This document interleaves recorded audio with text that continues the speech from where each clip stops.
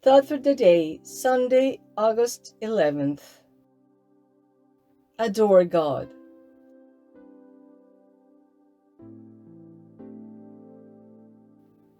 When man gathers himself to worship God, who is present in his heart, he does not feel like closing in himself or like diminishing himself.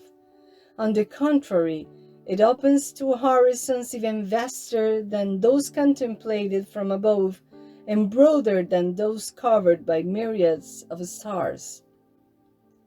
It is the dimension of the spirit that surpasses all limits. The soul gets immersed in abysses of love and often breaks down in tears in front of those who serve inadequately, but with whom it has greater intimacy than with itself. Chiara Lubich, Meditations 2, New City.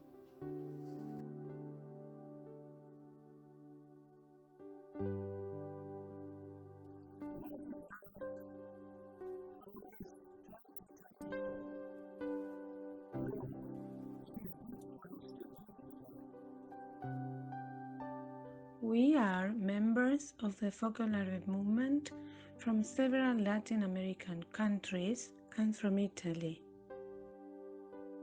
Did you like this video? Then give us a like and subscribe to channel Playing Campaign.